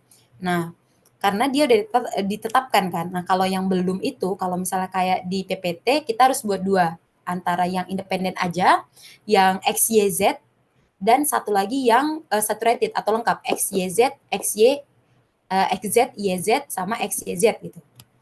Nah, jadi ini karena udah diketahui modelnya, langsung aja dimasukin. Semoga kayak gini juga soal UTS-nya, amin. Jadi agak gampang, kita nggak perlu ngitung-ngitung lagi estimated parameternya. Nah, kemudian langsung kita lihat, kalau misalnya kita mau masukin angka teman-teman, jangan lupa ini kita udah pakai cap. Artinya udah mengestimasikan gitu. Kalau udah masuk angka. Nah, lihat yang ini berarti kan konstanta. 4, yang ini, lihat yang ini. Nah, 4,036.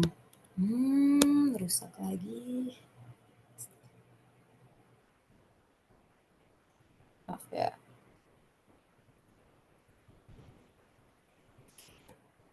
Empat koma nol 036. Nah, kemudian X1 yang ini. X sama dengan 1 nih. Min 4,99. 0,499. Kemudian X2, ingat tadi yang aku bilang teman-teman, setiap ada, karena kan cuma 2 kategori, yang penting setiap ada kategori ataupun baris atau kolom yang 2, ya yang penting baris kolom 2 atau lambda ada angka 2-nya, otomatis itu 0. Karena itu termasuk variabel referensi. Jadi yang ada 2-nya ini, langsung aja, maaf ya kalau berantakan banget, ini langsung aku coret aja, ini yang ada 2-nya 0 pasti. Ini juga 0, ini juga 0, ini ada 2-nya 0, ini juga ada 2-nya 0, ini 2-nya 0, 0, 0, 0. Nah, jadi tinggal berapa? 1, 2, 3, 4. Ada 4 yang bernilai.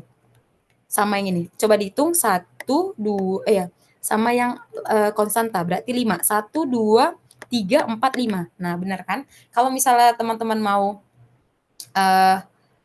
hitung, kalau misalnya teman-teman mau hitung apanya namanya tuh, secara rumus itu kalau misalnya sama dia baris dan kolomnya R kali C, artinya row kali kolom, tapi itu nggak ikut konstanta ya. Berarti row-nya tadi 2, kolomnya 2, berarti 2 kali 2, 4, tambah konstanta 1, 5. Berarti ada 5, harus ada 5 nilainya, selain yang nolnya. Nah, ya udah berarti langsung aja kita buat sisanya 0. Itu tadi mana ya? 4, oke, ini tambah 0, tambah yang Y-nya 1 berapa? 0,499, maaf kita sambung sini, 499, terus ini 0, terus yang 11, lihat yang di sini 11, nih awas keliru.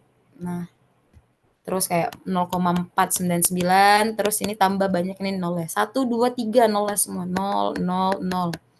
Nah, yang Z-nya 11 itu ada 0,87, nah sisanya 000 juga. Dah. Jadi bentuknya itu sebenarnya kayak gini teman-teman. Kalau lebih rapinya bisa lihat modul.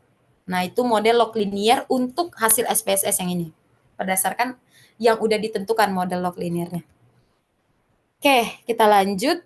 Untuk pertanyaan yang kedua itu, apakah model pada poin 1 cocok atau fit dengan data untuk menjelaskan pola hubungan antar variabel? Berarti di sini kalau kita mau melihat kecocokan, berarti kita akan pakai goodness of fit kan? Kan udah jelas itu kayak apakah fit atau cocok gitu. Sorry. Oke. Nah, jadi teman-teman kalau misalnya menguji goodness of fit, itu rumusnya itu tadi kan ada 2 ya. Kalau kita pakai chi-square sama likelihood untuk yang tadi, yang menghitung uji proporsi. Ya, proporsi. Asosiasi. Nah, sekarang kita kalau untuk menguji goodness of fit kecocokan model, kita pakai yang chi-square aja. Nah, untuk X hitungnya sendiri, kita pakai chi-square. Untuk X hitungnya sendiri, teman-teman, itu rumusnya, udah nggak sih di sini buat, maaf ya. Nah, I sama dengan 1, terus ini J sama dengan 1, ini sampai ke J, ini sampai ke I, kemudian NIJ,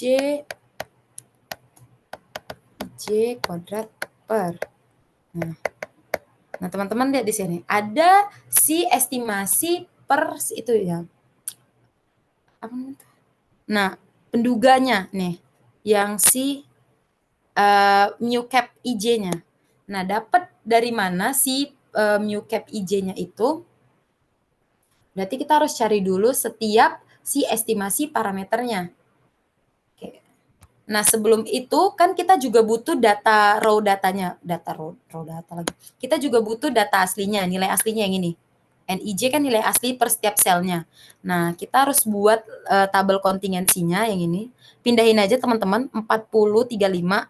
Jadi buat 3 arah biar gampang, gak usah yang kayak gini. Buat yang kayak gini juga boleh, atau buat di atas juga boleh. Langsung dipindahin aja 40, 35, 44, 54, 20, 33, 16, 58 tuh. Dipindahin biar lebih gampang gitu. Kita sesuaiin sama yang ininya nanti. Untuk nilai estimasi parameternya. Kita akan menghitung estimasinya. Karena dia ini ada 4 ya, 1, 2, 3, 4 ya. 4 kali 2, 8. Nah, berarti ini kita juga bakal punya 8 nih. Kita bakal punya 8 ini estimasi, menghitung estimasi parameternya. Nah, ini lumayan capek dan tricky karena apa? Kalau kita coba 1 deh, 1 atau 2 atau 3 gitu boleh. Sebenarnya konsepnya itu karena ini kan kabel kontingensi 3 arah. Kalau yang 2 arah itu cukup simpel karena kan cuma 2 variabel mau kita perhatikan. Kalau ini udah 3. Nah, jadi misalnya kita coba yang 111. Berarti nanti 111 rumusnya itu adalah ekspektasi dari si logaritma saat mu-nya itu 111. Nah, berarti yang kita butuhkan. Nah, berarti yang kita perlu jabarkan di sini adalah si ininya. Logaritma 111 ini itu kan sama dengan si lambdanya tadi yang ini. Nah, logaritma IJ. Nah, berarti kita harus butuh si lambdanya tadi. Karena 111, berarti lambda yang kita butuhkan adalah selain konstanta. Ingat teman-teman, konstanta itu selalu ada di setiap model. Konstanta sama independensi itu harus ada di setiap model. Konstantanya lambda, independensinya si pada saat X sama dengan 1, karena 111 kan, 11. Berarti X-nya 1, terus Y-nya juga 1, terus Z-nya juga 1. Nah, ini independensi. Lambda sama independensi sama konstanta itu harus selalu ada. Nah, baru lanjut kita ke yang langsung 2 ini. 111 berarti langsung hubungan yang 2 kondisional. Rusak lagi.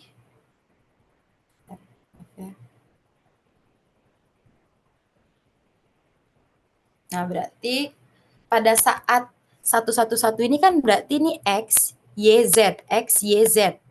Nah, pada saat X-nya 1, Y-nya 1, Z-nya 1, ada berapa kemungkinan? Berarti pada saat X-nya 1, Y-nya 1. Terus pada saat, ditambah pada saat X-nya 1, Z-nya 1. Dan pada saat X-nya 1, Y-nya 1, Z-nya 1 gitu. Jadi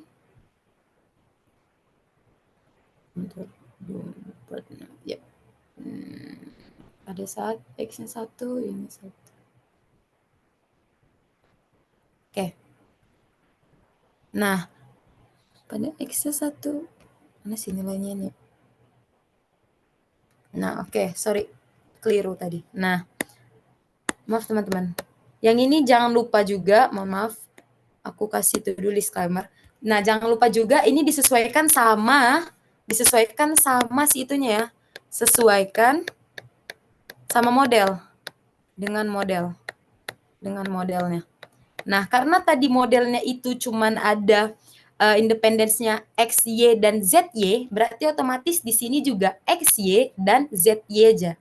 Sorry. Nah, di sini juga ada hanya ada si X, Y, dan si Z, Y aja. Jadi,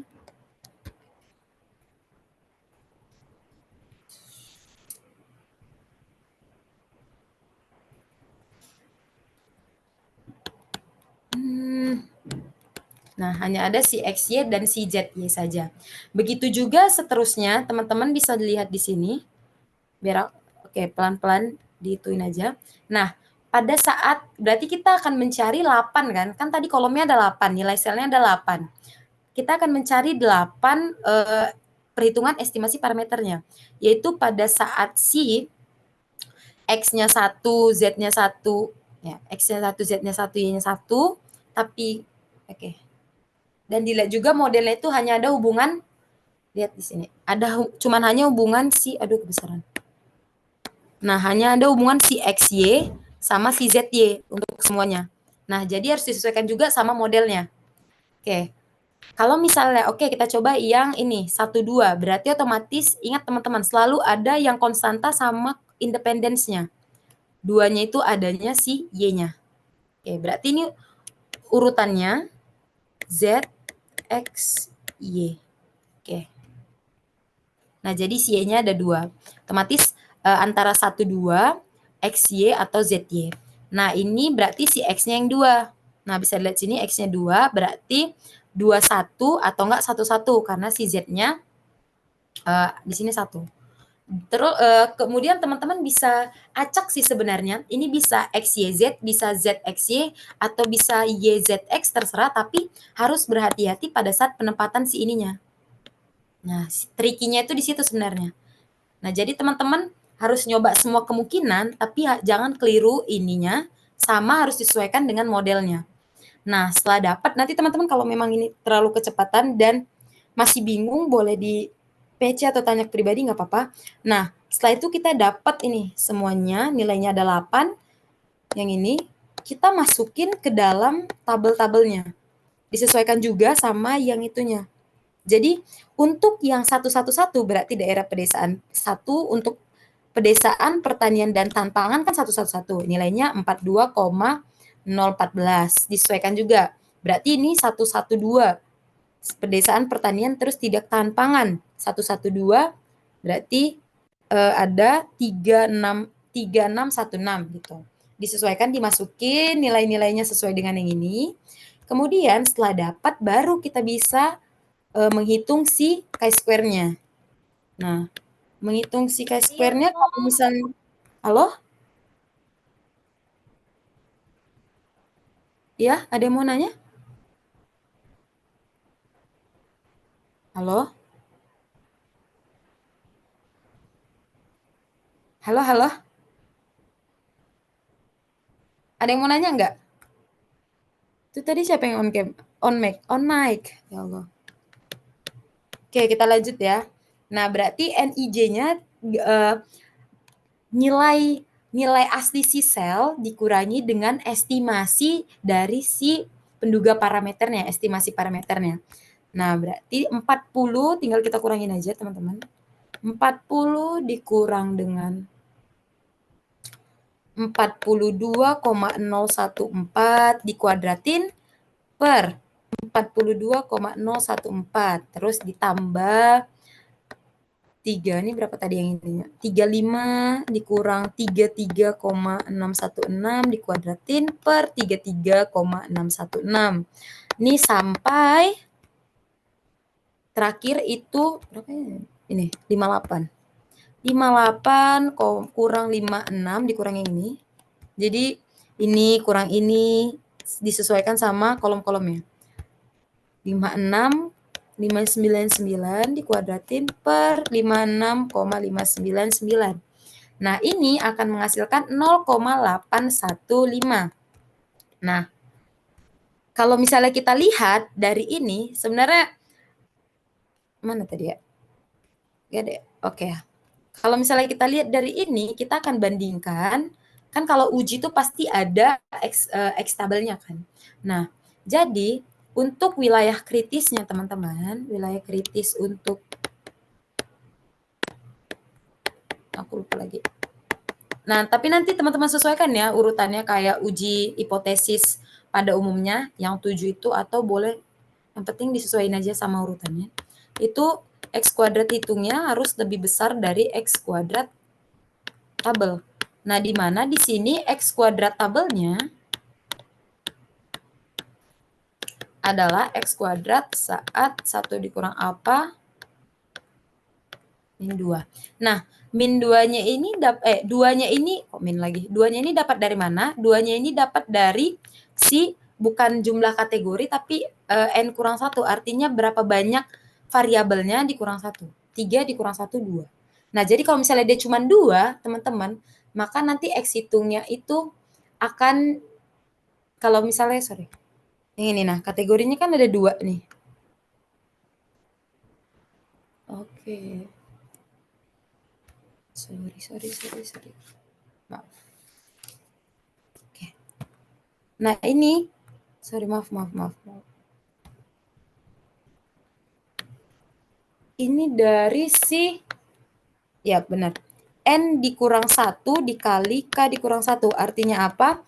Banyaknya variabel dikurang 1 dikali dengan banyaknya si kategori atau levelnya dikurang 1. Nah, levelnya ini kan setiap variabel tadi ada 2. Nah, berarti 2 dikurang 1 dikali 3 dikurang 1. Nah, ini jangan lupa untuk si derajat bebasnya. Nah, jadi banyaknya variabel dulu dikurang 1, terus dikali dengan banyaknya kategorinya dikurang 1. Oke.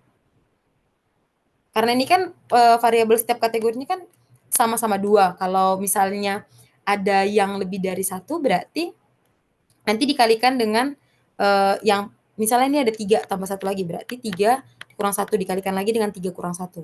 Berapa banyak variabelnya? Oke. Nah, ini berarti kita dapat X kuadrat tabelnya adalah X kuadrat 0,95 tadi ya. 952. Nah, ini di tabel chi-square akan menghasilkan 5,991. Nanti bisa teman-teman lihat sekalian ngelatih ngebaca tabel chi-square juga. Nah, otomatis karena karena si X hitungnya itu lebih kecil daripada X kuadrat tabelnya, maka keputusannya adalah gagal tolak H0.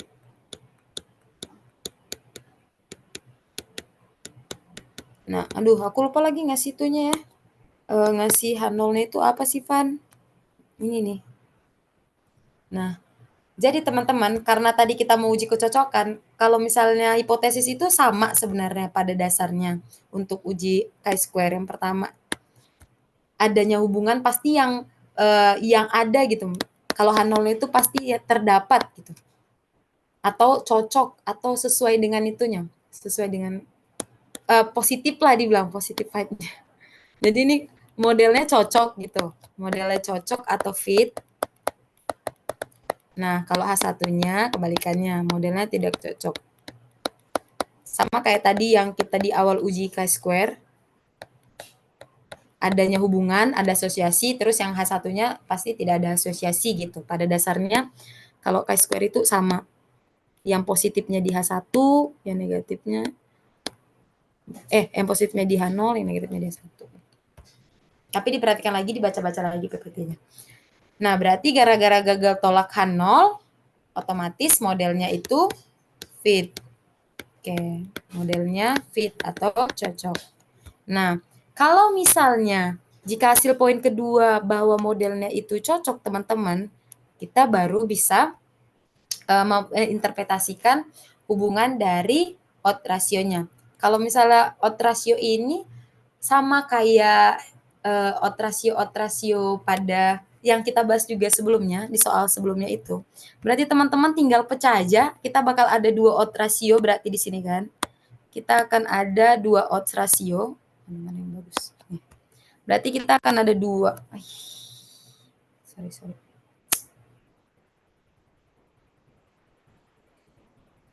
Oke. Kita bakal ada 2 odds rasio.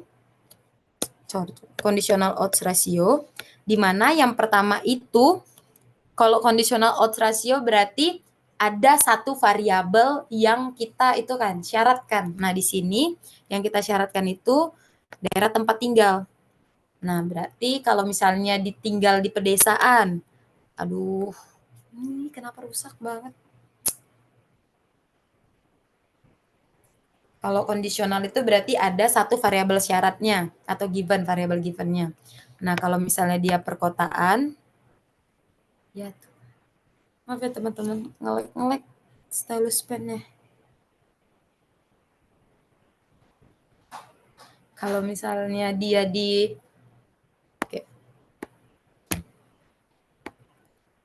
Oke, untuk di perkotaan, sama di pedesaan. Nah, kalau untuk di perkotaan kita langsung lihat di sini aja. Berarti kalau untuk di perkotaan teman-teman atau di mana nih? Pedesaan dulu deh. Tinggal dikali silang sama kayak tadi kalau mau cari COR. Pada dasarnya kalau paham cara cepatnya langsung gampang. Paling interpretasinya nanti. Nah, untuk COR berarti langsung aja 42 lagi. Maaf, bukan yang ini. Jangan pakai yang ini ya teman-teman, sorry. Jangan pakai yang ini. Ini kan estimasi parameter yang ini. COR itu pakai yang nilai aslinya. Nah, berarti ada 40 kali 54 sama 44 kali 35. Nah, berarti 40 kali 54 dibagi 44 kali 35. Nah, ini akan mendapatkan 1,402. Nah, untuk perdesaan gimana? Untuk perkotaan gimana? Terbalik nggak sih nih? Oh ya, terbalik lagi.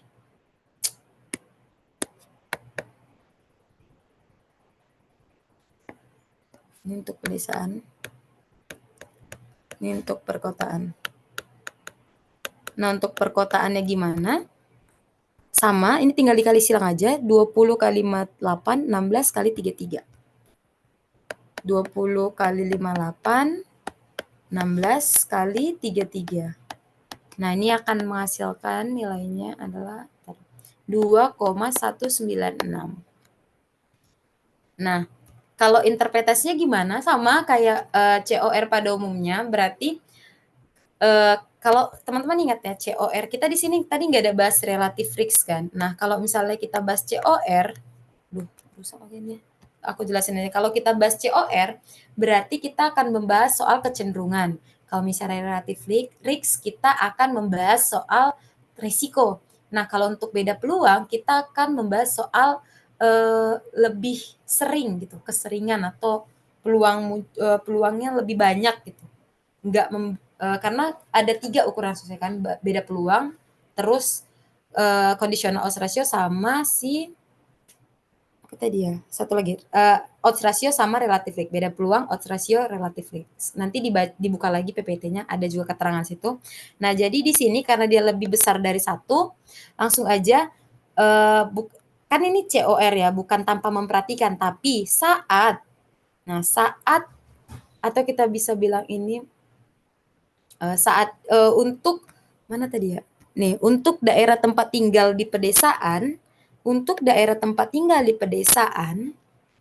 kecenderungan si KRT yang lapangan pekerjaannya nih, kecenderungan si KRT yang lapangan pekerjaannya pertanian itu memiliki ketahanan pangan 1,402 kali lebih besar nih. Jadi ini dengan ketahanan pangan dibandingkan dengan yang non pertanian. Nah, terus untuk di perkotaan sama, kita itu bandingkannya baris ya per baris. Karena kalau untuk buku Hotman itu biasanya X-nya itu di kolom, tapi pada kebanyakan PPT kita pakainya X-nya itu di baris. Jadi kita bandingkan per baris.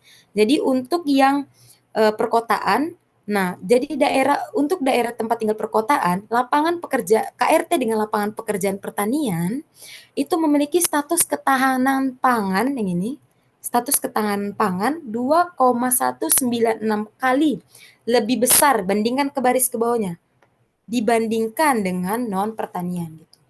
Jadi teman-teman sebenarnya kalau dibalik pun tetap nilainya tetap sama odds ratio-nya, tapi nanti bakal berbeda interpretasi karena sebaiknya kita harus tentukan dulu yang mana exposure, yang mana respon. Exposure itu yang menyebabkan dan respon itu hasilnya.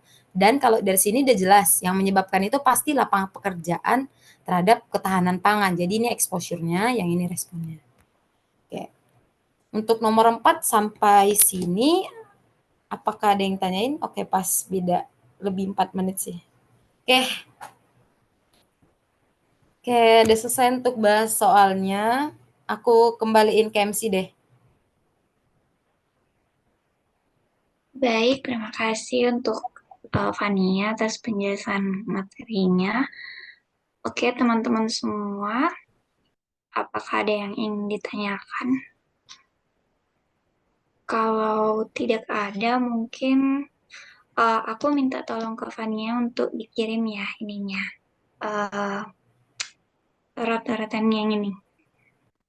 Yang pemaparan materinya. Apa? Yang ini, apa? Penjelasannya yang Ya. dicoret ini. Yang coret-coretan ini. Ya, Oke. oke.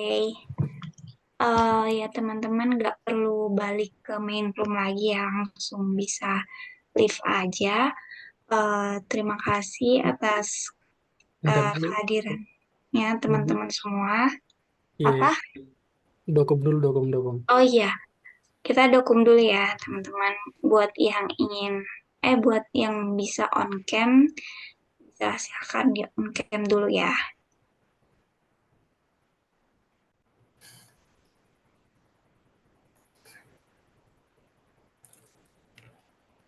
Ya mungkin teman-teman yang bisa on cam, silakan on cam.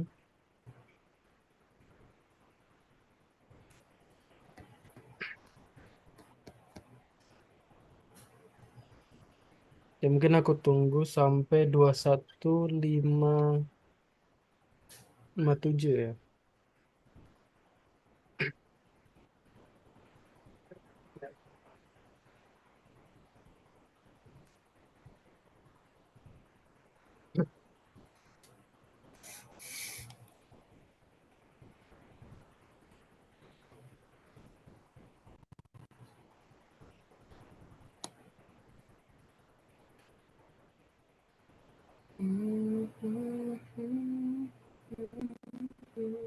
Kayaknya di apa stop ini aja Van untuk share screen-nya.